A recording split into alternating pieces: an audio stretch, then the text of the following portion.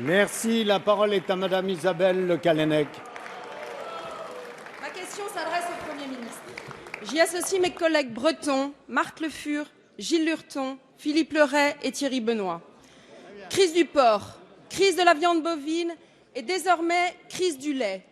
Les éleveurs n'en peuvent plus. Les discours de votre ministre de l'Agriculture ne suffisent plus. Les éleveurs attendent des réponses concrètes à leur détresse. Le respect de l'accord sur les prix avec la grande distribution. La promotion du produire français pour manger français.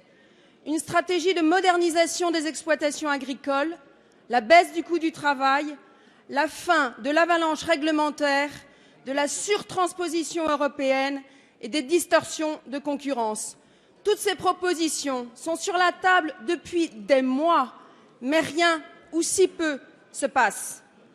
Comme si l'embargo russe ne suffisait pas à leurs difficultés, s'ajoute désormais la crise grecque et les incertitudes qui planent sur le devenir de la zone euro. La France est le 3e fournisseur de produits agricoles de la Grèce et le 1er fournisseur de viande.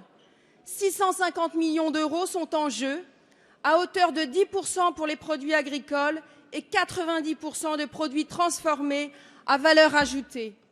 À ce jour, nombre d'abattoirs français se demandent s'ils doivent continuer à alimenter leurs clients grecs.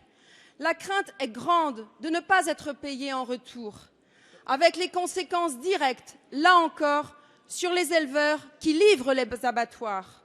Monsieur le Premier ministre, la maison brûle et vous ne pouvez plus regarder ailleurs. Le président du groupe Les Républicains, Christian Jacob, vous a demandé un plan d'urgence pour l'agriculture. Alors, quelles initiatives comptez-vous prendre pour éteindre le feu? Pas dans 1 mois, pas dans 6 mois, mais à très, très court terme. Je vous remercie.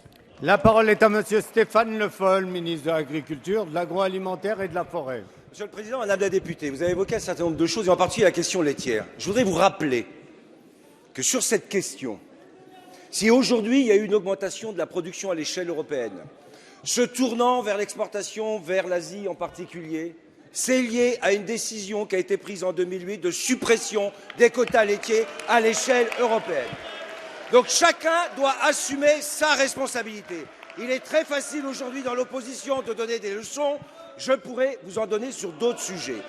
Ceci étant dit, vous avez évoqué les exportations vers la Grèce. Effectivement, la difficulté de la Grèce aujourd'hui, vous la connaissez. Ça sera l'objet du débat de cet après-midi. C'est l'objet des discussions qui sont engagées. C'est l'objet de l'engagement de la France à maintenir la Grèce dans la zone euro. Sur cette question, les opérateurs que vous évoquez, et un certain nombre, sont originaires de Bretagne. Vous ont peut-être sollicité, mais nous ont déjà sollicité. Et nous travaillons avec eux pour faire en sorte que les garanties soient données pour que les exportations puissent se poursuivre. Voilà la réponse concrète. Et lorsque vous parlez, Madame la députée, de la table ronde qui a eu lieu, où chacun a pris des engagements, et que vous dites que le ministre ne fait pas suffisamment, je voudrais vous rappeler quand même que si cette table ronde a eu lieu, c'est à l'initiative du ministre.